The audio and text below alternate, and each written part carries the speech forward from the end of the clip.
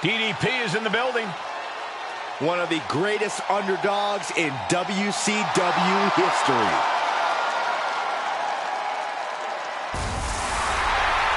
Making his way to the ring from the Jersey Shore, weighing in at 248 pounds, Diamond Dallas Page! He's putting on a brave face now, but I know the fear is creeping up on this man tonight. Because he knows what has to be done. He needs to throw his opponent into a casket and shut the lid. He better be ready, because if not, he will be the man put in that casket tonight.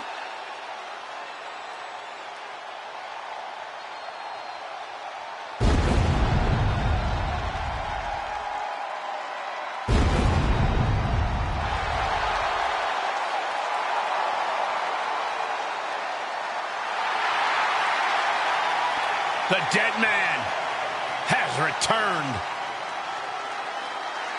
The entire WWE Universe is in absolute awe. What a moment. And his opponent, representing the Brothers of Destruction from Death Valley, weighing in at 309 pounds, The Undertaker! The dead man about to take part in his own sick and twisted creation, the casket match. The Undertaker's career has been intertwined with this match. For over 30 years, we've seen casket matches, and the Phenom has been a part of the carnage in most of them. We've seen The Undertaker put giants in those caskets. He's competed against Hall of Famers in this kind of match. He's even tried to close the lid on his own flesh and blood.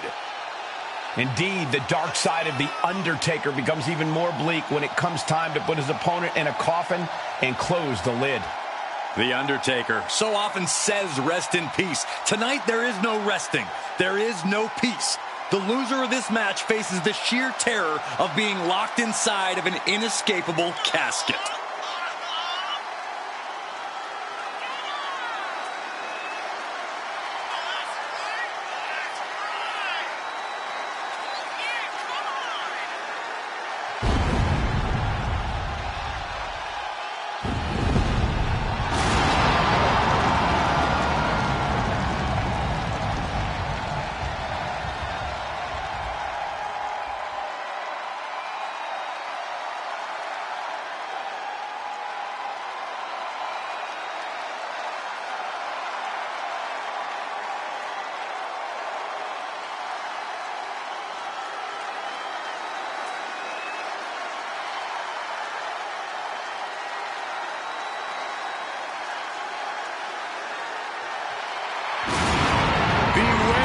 WWE Universe, as the gates of hell have just opened.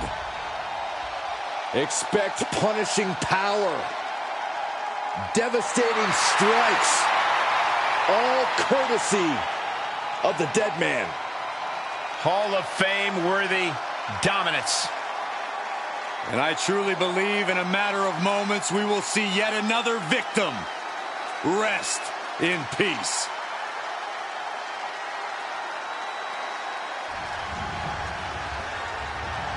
The following contest is a casket match. There are no pinfalls, submissions, disqualifications, or countouts.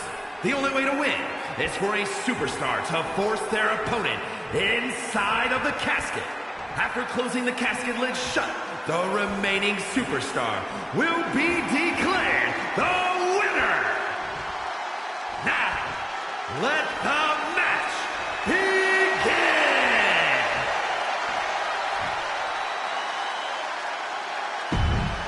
Here we go. One of these competitors is going to end up trapped inside that casket.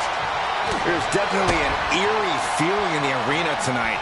It's just metaphorical, but that casket seems to hold bigger implications for these two. I don't think anyone wants to end up in a casket before their time.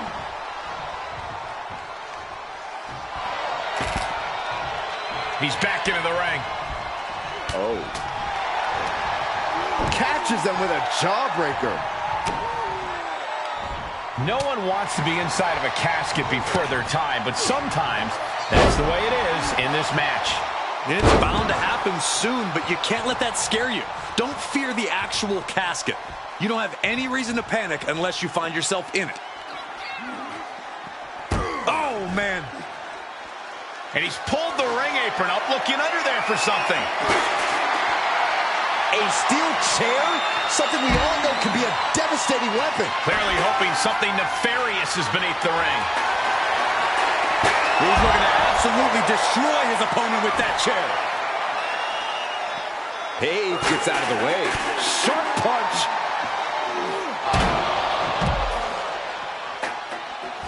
Just one step ahead. Boom, right in the button. DDP found himself in the wrong place there. Yeah, just like Taker to prove why he really is one of a kind. Taking it to the shoulder. Leg drop. And DDP with a counter. Oh, man. Boom, what a punch. Oh, the face has been planted. Run! He's got his kendo stick. Oh, tracking the kendo stick across the head. He moves just in time. We are witnessing a malicious string of attacks right now. This has to be stopped. The cumulative damage here is going to have long-term effects. And it is clear the mission now is to destroy and incapacitate. We've seen the sledgehammer many times before, and it has never been a pretty sight. And you never want to count a competitor out, but there seems to be no signs of defense right now. Down on the shoulder. Just look at Undertaker gain the momentum in this one. DDP unable to use his wide arsenal here. Boom! These are dangerous attacks on their own, but now the damage is exponentially multiplied. There is nothing but malintent behind each of these attacks. We're undoubtedly nearing the end. Not what you want to see by any means. Page is going to have to think positively to get back in this one. For your buddies, the New Day.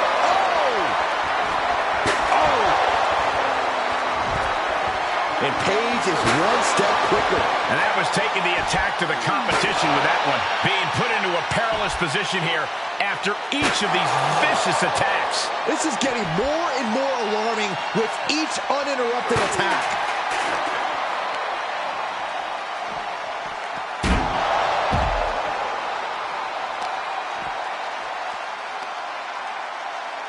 Oh, with authority. Page. DDP. Diamond cutter. There is no life left in him now. This could be where this casket match gets decided. Oh boy, it's a baseball bat. Hoping to end this match with one big swing. Bang! Right over the left field bleachers. We are seeing a next level performance from these competitors tonight. They've shown a lot of resiliency. You have to give them that.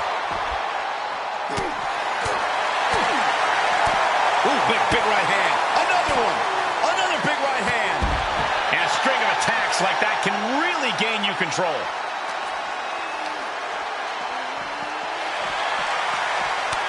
Both superstars showing great awareness of their opponent's repertoire.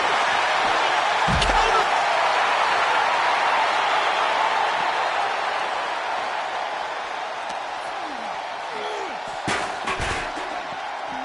Big elbow drop. And now I see some blood on the Undertaker's face.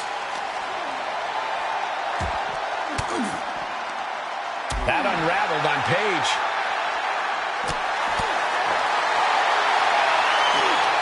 And they're going shot for shot mode, slugging it out. Toe-to-toe. Haymaker after haymaker. This is quickly turning into a slugfest. Endless rights and lefts being delivered. And a clothesline. DDP unloading. DDP. Diamond cutter from Diamond Dallas Page. The window for opportunity is wide open. Can't waste any time now.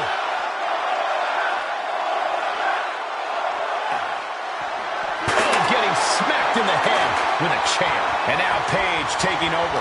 Taker needs to rise again. This place This is going insane. The ground beneath my feet is shaking.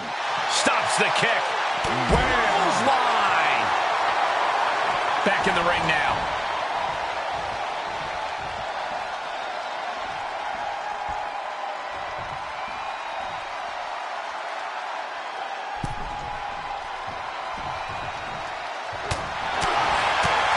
Catches a punch.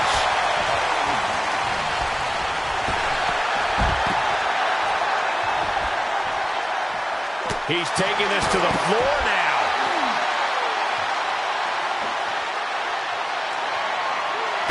Oh, my gosh.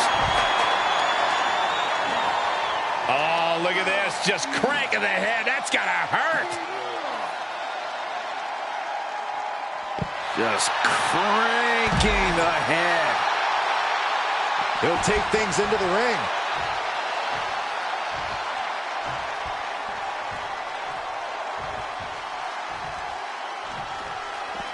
Outside the ring now. He has no need to rush. Clearly thinking a steel chair is what's needed right about now. Setting foot in the ring now. Whoa, that was a stiff chair shot to the dome. Oh! Things now not going well for DDP. And nothing can stop the dead man. Back and forth, looking for the advantage here. Planning on what to do next.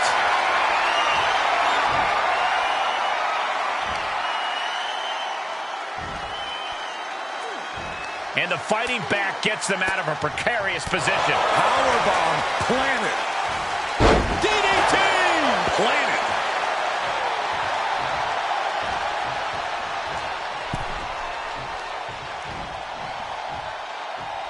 Hoisting their opponent up. Look out. Snake eyes. This has been an epic encounter. These fans are sending the decibel level off the scale. Heavy duty right hand.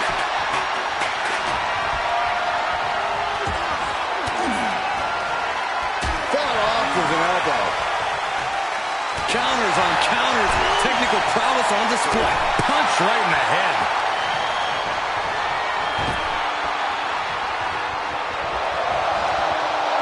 That's one for the highlight reel.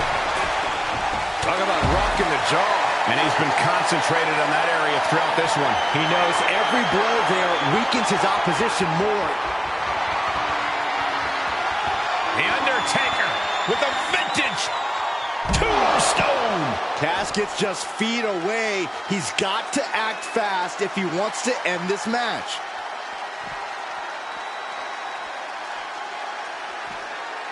Big impact off the leg drop. The energy in here is palpable. Something truly special is unfolding before our eyes. Straight punch. Oh, flipping the script on him there.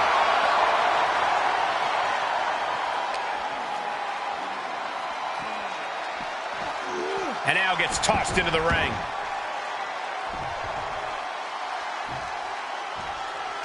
He's looking for an implement of destruction under the ring. That is an absolutely terrifying-looking shovel. Nothing golden about it. Avoiding contact. Forks the move by throwing an elbow into the midsection. Tossed into the corner.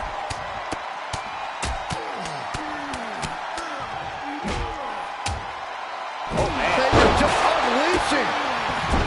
Just look at the methodical attacks of The Undertaker. DDP is breaking down a bit. Dropping the leg. The dead man lining up his next victim moments away. The time has arrived to rest in peace. Tombstone piledriver. The end could be near. Stay focused and make your way to the casket. Oh, what impact.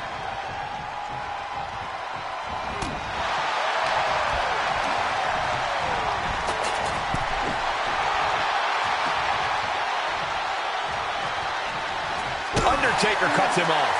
And that can be a first step towards The Undertaker gaining control. Undertaker could be turning his fortunes around. This one is headed outside, guys. Oof. Ripped in the hard way. Answering back. Another reversal. Eye for an eye here. Kick to the gut by DDP. The wheels are turning. Has it looked? What a vintage diamond cutter. Well, now he definitely has him right where he wants him. But where he wants him is in the casket, Saxton. He'd better get to work. Tossed into the casket. It's about to get very dark in there. And they're able to fight their way out of the casket. They can't be human. That's ridiculous. And he'll leave the ring for this next stretch. Comes back into the ring. Oh, I think Paige was opened up a bit there.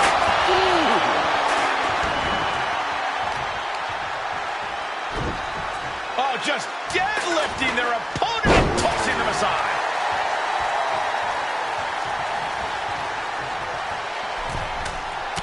I've always said it, best pure striker in the history of WWE.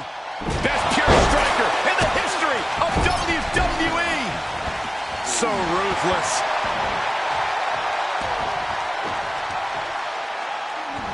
All that training's paying off. He creates space with his legs. And both athletes showing that they have each other's number. Stopped in their tracks. DDP. Diamond cutter. A golden opportunity here to seal them in that casket.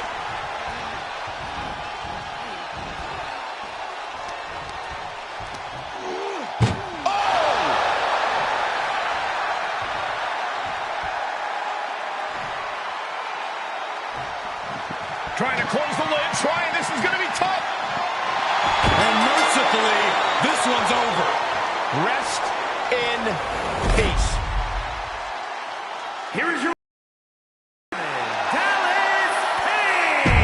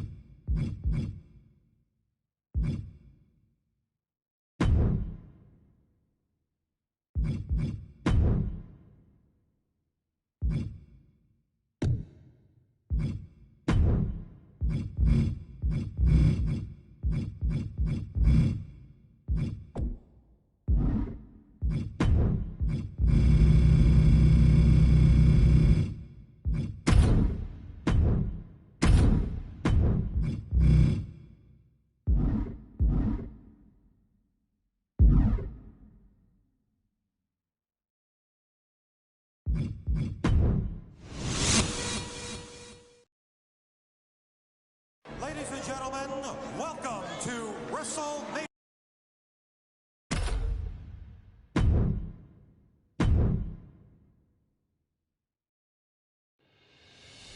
The first WrestleMania set the stage for everything that was to follow. All the way around the world. Now you know what it's all about, brother. Celebrities were out in full force, showing that this was the place to be.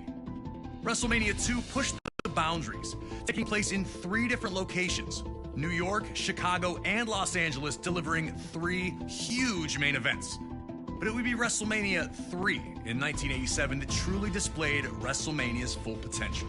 And for our first match of the 2K24 Showcase of the Immortals, we go into the first verified WrestleMania Classic, the legendary clash for the WWE Intercontinental.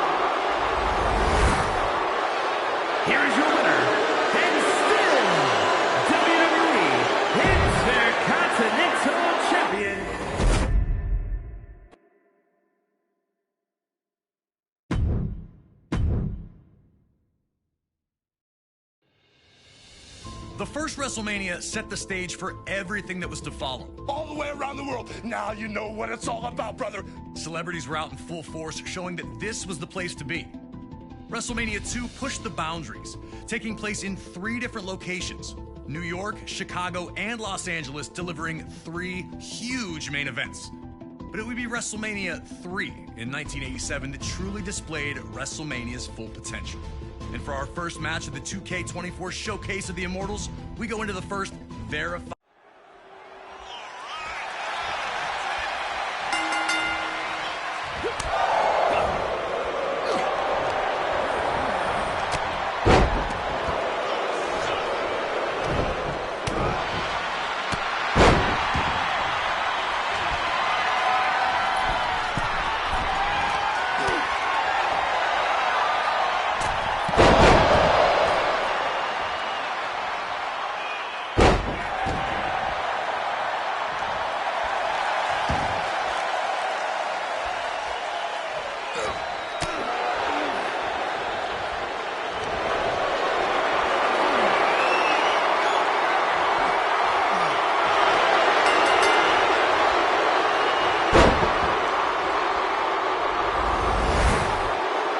Here is your winner, and still WWE Intercontinental.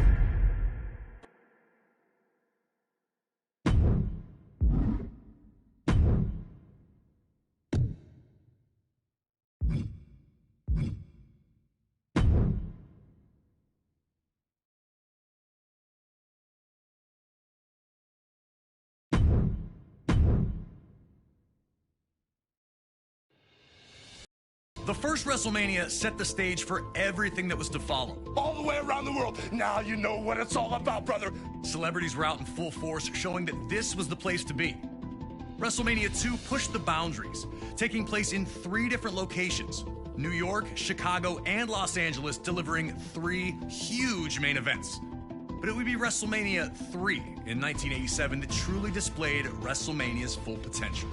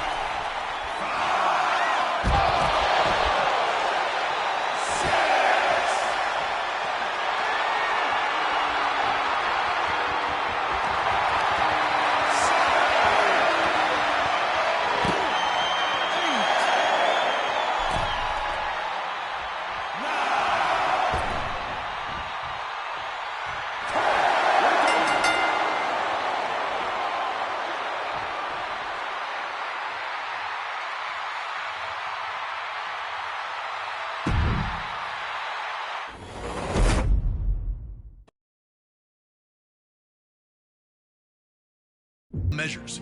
But when the dust had settled and after the smoke had cleared, after Steamboat was carted off proudly holding his Intercontinental Championship above his head, the realization set in.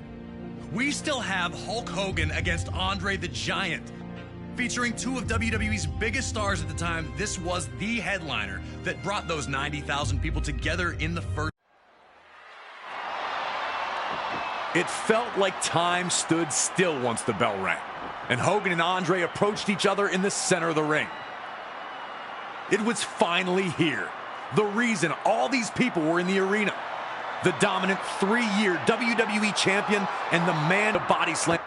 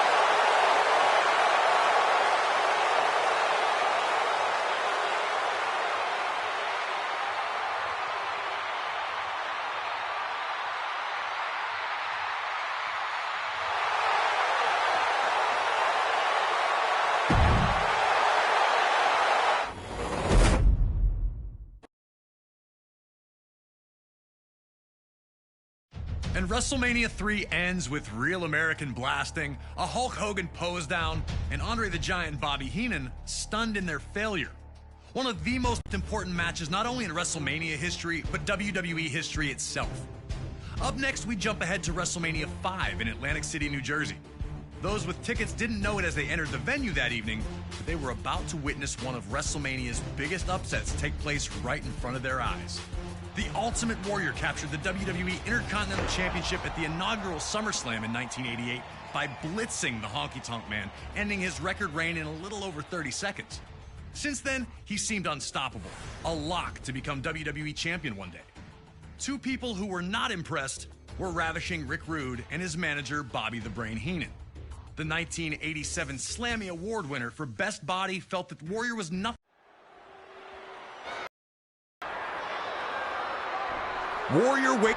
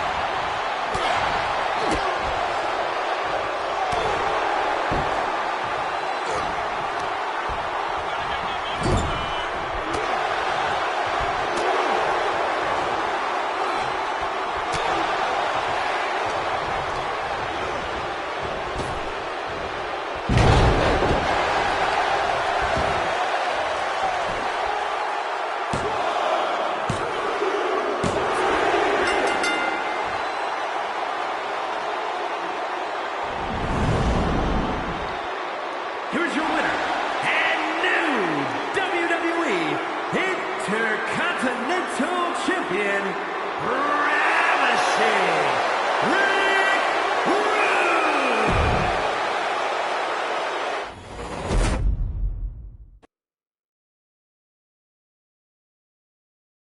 A little assist from his manager, The Brain. Hey, if the ref doesn't see it, he can't call it. Those are the breaks. With the crowd buzzing from the monumental upset, it was time for WrestleMania 5 to deliver its main event. The Macho Man Randy Savage defending the WWE Championship against his former best friend and Mega Powers partner, Hulk Hogan. Yeah, the Macho Man Randy Savage. Dig it. He was one of a kind. He was intense. He was a great athlete. Everything about him was 100% perfect for sports entertainment and professional wrestling. While the split of the Mega Powers was made official on a February 1989 edition of the main event, the cracks had been obvious to many long before that fateful night. Hogan and Savage's friendship had been beneficial to both, which was never more evident than the year prior at WrestleMania 4. On this evening, the vacant WWE Championship was to be decided in a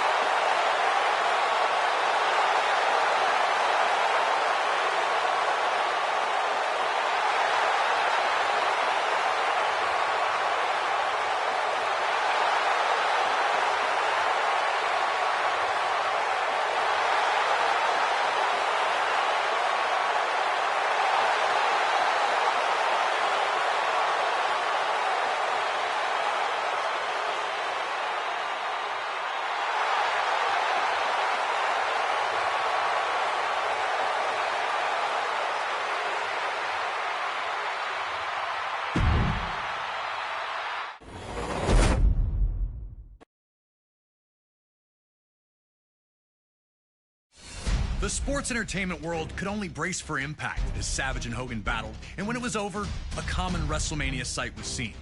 Hulk Hogan celebrating in the ring with the WWE Championship back in his possession. And as the 1980s gave way to the 90s, around the world there was a real sense of looking for the next big thing. The newest, the coolest, the fastest, the strongest, anything to show where the future was. This was also the case in WWE. Amongst the members of the WWE Universe, many saw the Ultimate Warrior as the heir apparent to the throne that Hulk Hogan had occupied for 6 years. The untamed superstar appeared capable of matching Hogan's strength and had dominated all other opponents.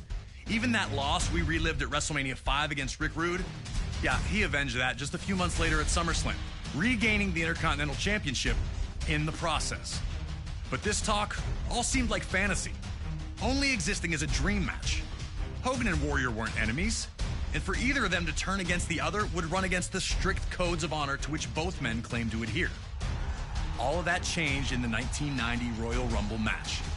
It was brief, but for a moment the only two men in the ring were, you guessed it, Hulk Hogan and the Ultimate Warrior.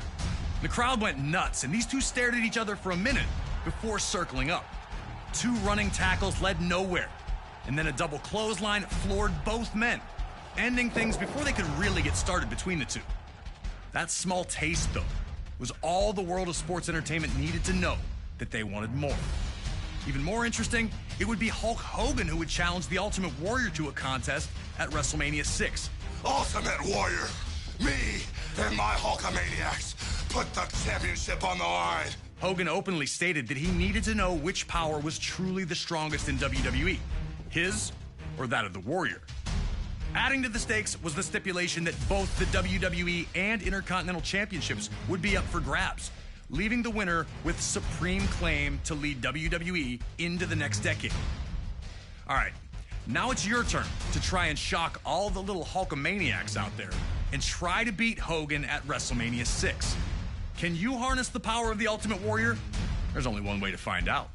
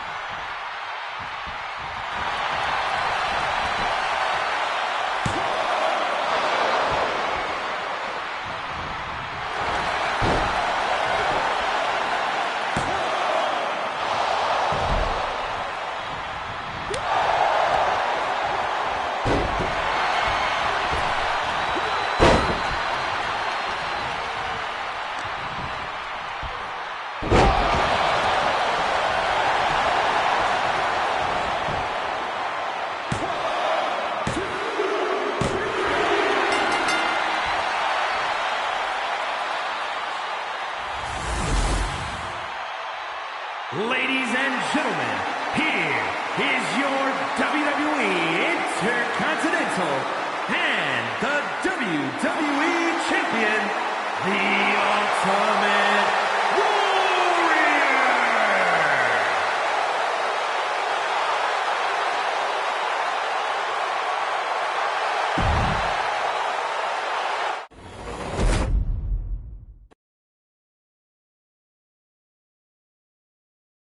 An incredible victory for the Ultimate Warrior there, becoming the first superstar to hold the WWE and Intercontinental Championships at the same time.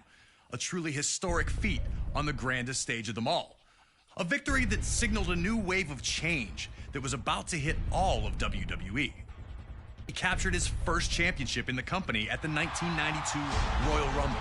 The wrestling world rejoiced for Hot Rod as the fiery superstar. Once the most reviled man on the roster, he was now appreciated for his authenticity. Everyone was happy for him, except for one guy. Bret the Hitman Hart had changed his status in WWE in the spring and summer of 1991. When his legendary Hart Foundation amicably split the team, Bret would use the opportunity to springboard up the singles rankings, winning the Intercontinental Championship at SummerSlam that year. Wanting to be an active champion, Bret faced off against all comers, finding victory each time out. Until a few nights prior to the 1992 Royal Rumble, when Hart lost the Intercontinental Championship. And before he could get a rematch, Piper had swooped in and won the thing. The last thing the Hitman wanted to do was ruin Roddy Piper's moment. The two were close. Piper had trained in the family dungeon and spoke glowingly of not only Bret, but his entire family. Respectfully, the two agreed to compete at WrestleMania 8, which would emanate from Indianapolis, Indiana. And that he'd have to defeat Hart in the ring to get those people on his side. And while both men claimed they'd keep it respectful, most everyone understood what happens when you push Roddy Piper to the edge. And trying to take something from Roddy Piper is one way to do it, especially when it's the first title he ever held in WWE. And so it was Bret Hart's technical mastery against Roddy Piper's street fighting in an unheralded classic was produced by two absolute masters of their craft. And furious minutes of action unfolded between the two, each with near victories along the way. Blood, sweat, and tears was never more appropriate. The two gave their all on the goal of earning the WWE Intercontinental Championship. So, get in there and do your best to beat Roddy Piper to the punch. But beating Hot Rod is no easy task, even if you are the best there is, the best there was, or the best there ever will be.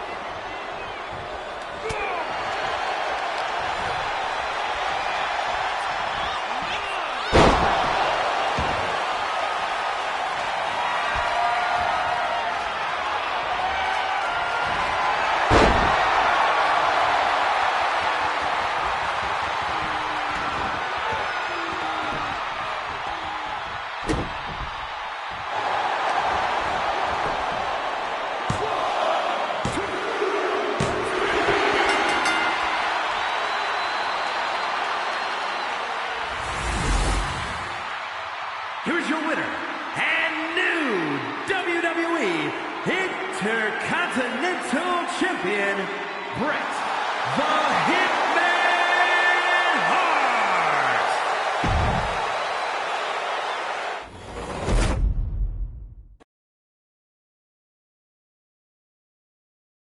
A somewhat forgotten classic sees the excellence of execution using every last trick in his repertoire to pull out the victory over Roddy Piper. And WrestleMania 8 sees a realism from him, makes the moment all the more memorable. Up next on this WrestleMania train down memory lane, we go to WrestleMania 10 in New York City, and the first ladder match to ever take place at WrestleMania. Shawn Michaels captured his first Intercontinental Championship with a big win over the British Bulldog on Saturday night's main event in the fall of 1992.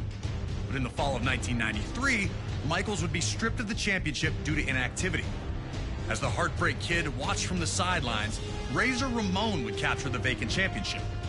At the 1993 Survivor Series, Michaels would announce that he was back and that he only had one mission: to humiliate Razor Ramon, who he considered to be a fake champion. Having never been defeated in the ring, HBK still believed he was the rightful Intercontinental Champion. There is only one undisputed Intercontinental Champion, and it is the Heartbreak Kid, Shawn Michaels. Never one to back down from a fight, Ramon was more than ready to face Michaels anytime, any place. But Shawn wanted to play games with the bad guy, interfering in his matches and even performing Ramon's vaunted Razor's Edge finisher to taunt him. Shawn was also very open about relying on his 7-foot monster of a bodyguard, Diesel, to help him get through any tough situations. WWE officials, forced with figuring out how to decide who the true Intercontinental Champion was, came to a decision. Both championship titles would be suspended above the ring in a ladder match. Climb the ladder, grab both championships, and finally settle the issue once and for all. This matchup would see both men use everything they could to stop the other, including the ladder.